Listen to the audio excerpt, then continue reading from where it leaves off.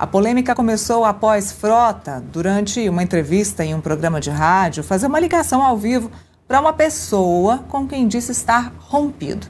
Nas imagens da transmissão, uma voz grave, semelhante à de Bolsonaro, atendeu o telefone, disse alô e desligou em seguida, o que gerou especulações nas redes sociais. A gente vai assistir um trechinho. Acho que não vai atender.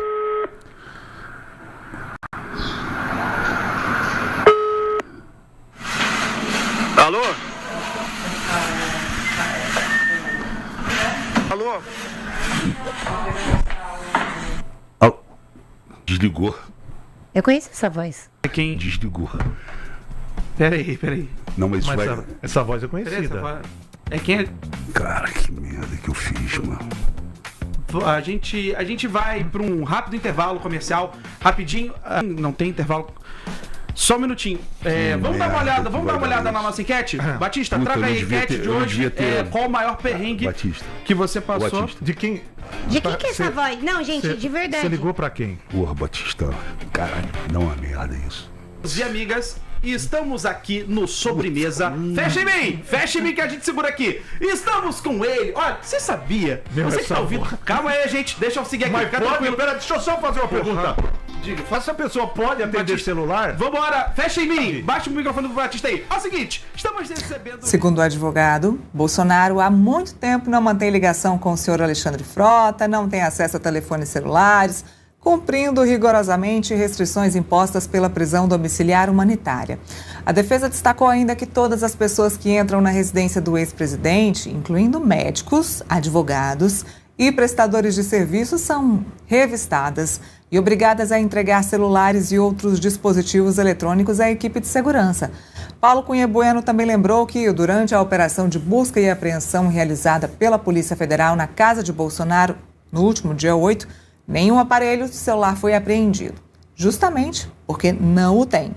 Ao final da nota, o advogado afirmou que qualquer alegação de que o ex-presidente tenha atendido a ligação de Frota é leviana e busca apenas causar uma celeuma e trazer holofotes oportunistas.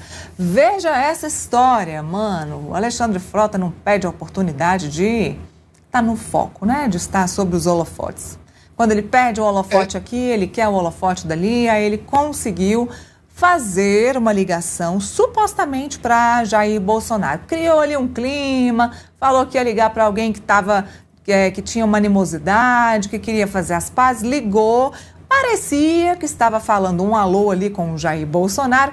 Os advogados já disseram que não. Imagina se de fato era Jair Bolsonaro, prejuízo que esse Alexandre Frota não ia estar trazendo para o ex-presidente. Mas olha aí que pataquada. Totalmente, Neila. É impressionante a necessidade de chamar a atenção para si mesmo do ex-deputado Alexandre Frota, né? Porque enfim, é difícil acreditar que tenha sido, de fato, o presidente Lula atendendo essa ligação, Bolsonaro. Porque ele está em...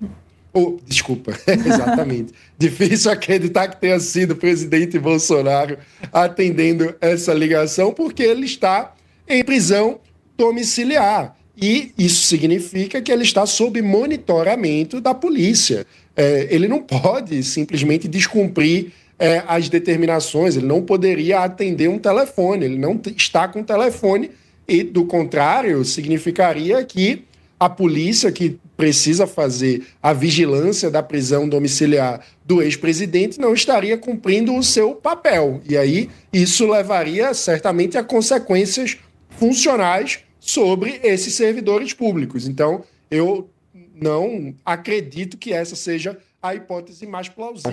Eduardo Bolsonaro fez uma transmissão, uma live, como a gente chama, nas redes sociais, com o consultor político argentino, Fernando Cerimedo, que participou da campanha do presidente Javier Milei, que inclusive vem amanhã para esse lançamento da candidatura do Flávio Bolsonaro. O argentino foi indiciado pela Polícia Federal no inquérito do golpe, mas ficou fora da denúncia da Procuradoria-Geral da República. Eles conversaram por cerca de 1 hora, voltaram a levantar suspeitas sobre a confiabilidade das urnas eletrônicas, que foi descartada pelo Tribunal Superior Eleitoral e que também, inclusive, Flávio Bolsonaro depois até tinha emitido uma nota. Mas Eduardo voltou nesse assunto ontem, vamos ouvir. E aqui a primeira é a apresentação, né, da doutrina Rubio para as Américas em primeiro lugar, o desmantelamento da subversão continental e a pressão sobre o Brasil e a exposição oficial das vulnerabilidades nas urnas eletrônicas. Tá? E aí é o que eu estava falando, da teoria da conspiração. Cadê o Cerimedo? Dali. Não, essa. Pronto. Questionar a integridade das urnas eletrônicas controladas por fornecedores privados deixou de ser negacionismo para se tornar uma grave vulnerabilidade de segurança nacional documentado pela CIA. Aqui ele está falando de 400 e levanta um tema que eu gostaria de perguntar para o Cerimedo. Eu já sei a resposta, mas eu queria que ele falasse, que é o seguinte: não é necessário fraudar 100% das urnas, correto, Cerimedo? Se você se fraudar apenas uma porcentagem delas, já dá para fazer a fraude acontecer e aquela pessoa que você deseja, né, seja a vencedora. Aí, esse vídeo, ele falando mais uma vez sobre esse assunto. Na terça-feira, a gente relembra aqui, o Flávio Bolsonaro já tinha citado essa informação falsa sobre as urnas eletrônicas em uma reunião com embaixadores em Brasília. Ele disse que as urnas brasileiras têm a mesma origem das urnas de uma empresa da Venezuela, o que é mentira. Josias, assim, qual é o propósito disso, né? A gente estava até ouvindo ontem a Letícia falando do alinhamento com a questão do Marco Rubio lá nos Estados Unidos, né? Mas qual é o objetivo de Eduardo Bolsonaro fazer isso enquanto o irmão está enfrentando uma série de dificuldades aqui no Brasil? Há um quê de irracionalidade no comportamento da família Bolsonaro, né? Mas a cabeça dos filhos funciona mais ou menos como um terreno baldio no qual o pai jogou todo o seu lixo. E esse lixo continua lá. Agora, curiosamente, essas alegações sobre as pretensas falhas das urnas eleitorais no Brasil, elas só aparecem quando as campanhas do bolsonarismo têm problemas, quando o candidato está enfrentando problemas, que é o caso do Flávio Bolsonaro agora, né?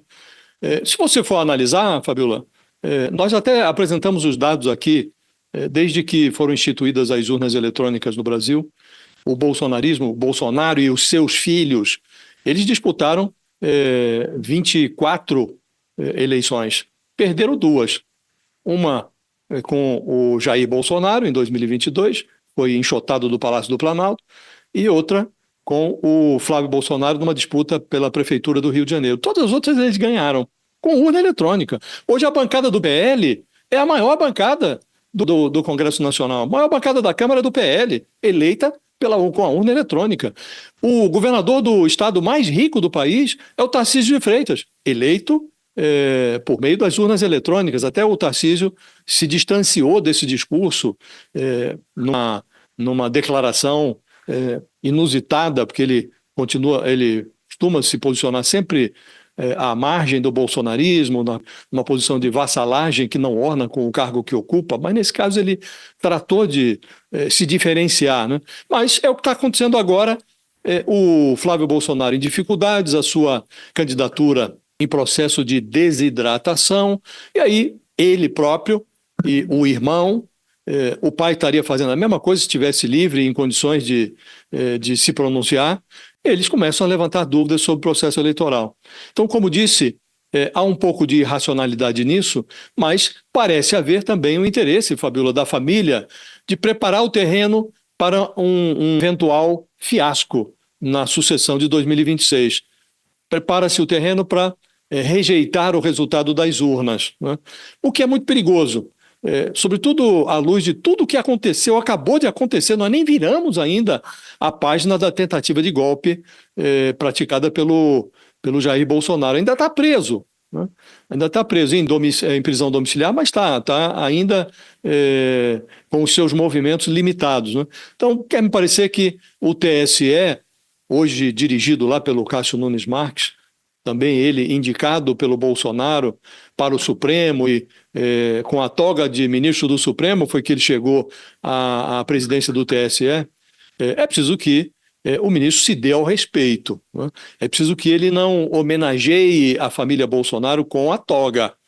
É preciso que ele renda homenagens à lógica e atue como presidente do TSE. Passa da hora, Fabiola, de o Cássio Nunes Marques, de um corregedor do TSE, de um chefe do Ministério Público Eleitoral vir a público, chegar a se aproximar da boca do palco para informar a família Bolsonaro que não vai funcionar. Não deu certo uma vez e não dará certo novamente, sob pena de nós reduzirmos o pé direito da democracia brasileira. Já sabemos que a família Bolsonaro não consegue levantar a sua estatura e não podemos permitir que este fenômeno reduza o pé direito da democracia brasileira.